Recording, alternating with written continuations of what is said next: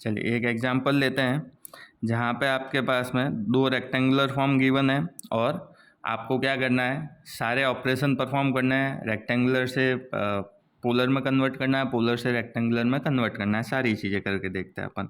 चलिए सबसे पहले मैं एक रेक्टेंगुलर फॉर्म लेता हूँ 3+4j। क्लियर। तो यहाँ से इस रेक्टेंगुलर फॉर्म को आपको किस में कन्वर्ट करना है, पोलर में कन्वर्ट करना है। तो पहले तो अपन देखते हैं कि यहाँ पे x कितना हो गया, मेरे पास में 3 हो गया, y कितना हो गया 4 हो गया। तो m अभी अपन ने क्या फॉर्मूला देखा था, देखिए आप m का क्या फॉर्मूला अपने पास में √x² + y²। तो m इक्वल टू क्या हो जाएगा √x² + y²।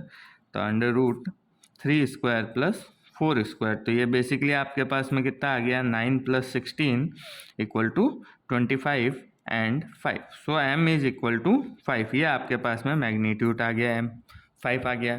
ठीक है। Now we have to find theta.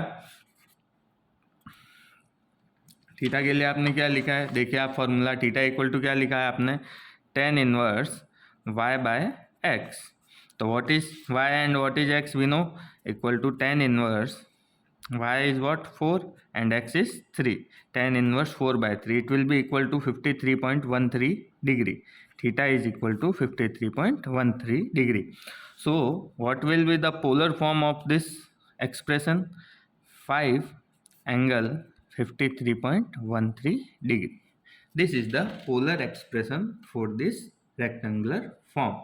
Now again we have to convert this polar form into rectangular form. So 5 angle 53.13 is given. We have to find x and y. So what was the formula for x? X was equal to m cos theta and y is equal to m sin theta. So write x equal to m cos theta. So m is what 5. What is cos theta? Cos 53.13. So it will become 3. X is equal to 3. Now next y equal to m sin theta. Y is what? Y equal to m sin theta. So m is again 5 into sin 53.13 degree. So it will become 4. So y is equal to 4. Now write in the form of rectangular expression 3 plus 4j. It will be your rectangular form. Clear? So in this way you can convert a rectangular quantity into polar quantity and a polar quantity into rectangular quantity. Clear? Now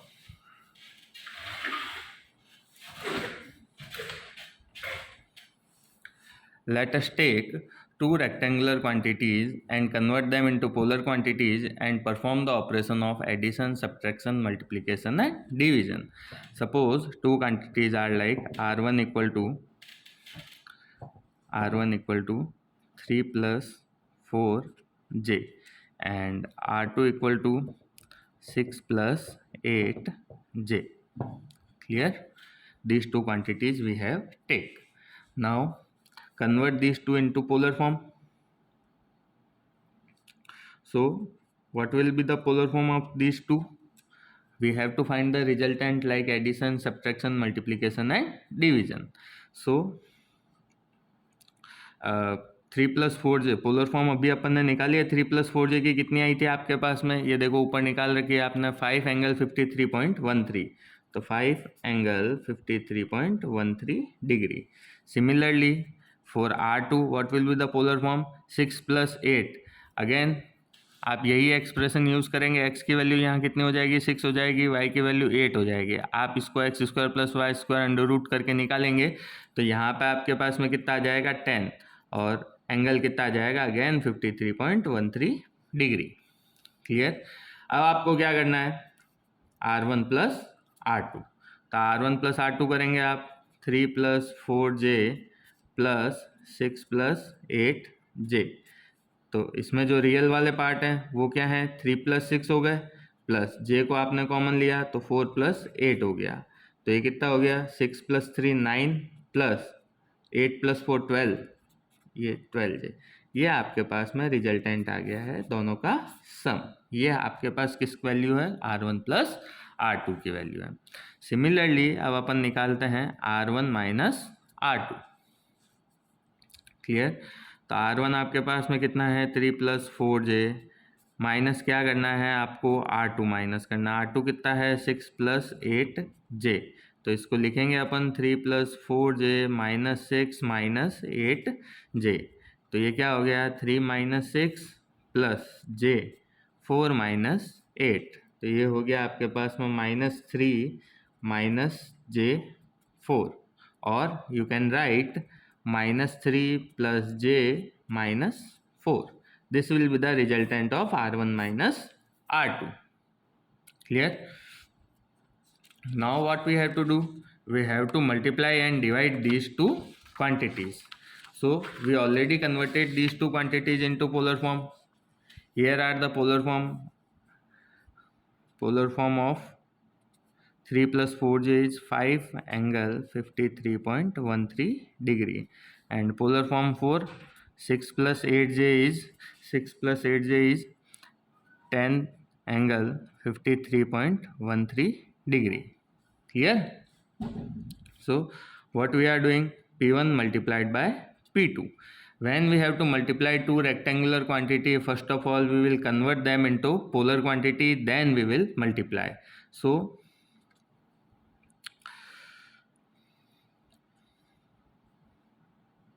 5 angle 53.13 degree multiplied by 10 angle 53.13 degree. So magnitude will get multiplied. Previously I have told you that magnitudes will get multiplied. Here you can have a look. Look here. Z1 और Z2 को जब आप multiply कर रहे थे, इन दोनों की polar form क्या थी, Z1 एंगल θ1, Z2 एंगल θ2। तो क्या सॉल्यूशन किया था आपने इसका, जो मैग्नीट्यूड थे वो मल्टीप्लाई हो गए थे और जो एंगल थे वो आपस में क्या हो गए थे, ऐड हो गए थे। तो सेम कंसेप्ट यहाँ पे भी लगेगा। जो मैग्नीट्यूड है 5 और 10 मैग्नीट्यूड है, इसके इन दोनों को मल्टीप्लाई कर देंगे, और एंगल आपके पास में कितने हैं 53.13 डिग्री प्लस 53.13 डिग्री। तो इन दोनों को ऐड कर लेंगे अपन। मैग्नीट्यूड टोटल कितना हो गया 50, और एंगल कितना हो गया आपके पास में 106.26 डिग्री। यह आपके पास में P1 मल्टीप्लाइड बाय P2। जब दो क्वांटिटीज़ को मल्टीप्लाई करना है तो वो इस तरह से आपके पास मल्टीप्लाई हो जाएगी। अब सेम कंसेप्ट जब आपको डिवाइड करना है तो अपन डिवाइड करते हैं अब P2 बाय P1। क्लियर।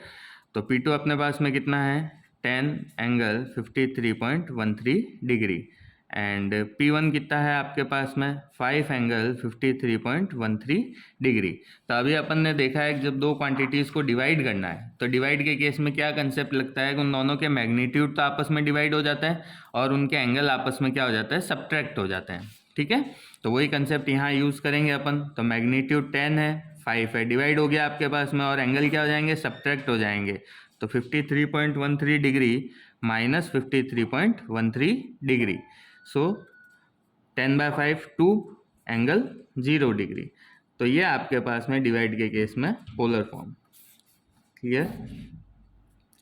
तो इस तरह से आप क्या कर सकते हैं, कोई भी दो क्वांटिटीज़ को पोलर से रेक्टेंगुलर में, रेक्टेंगुलर से पोलर में कन्वर्ट कर सकते हैं। ठीक है, ओके, थैंक यू।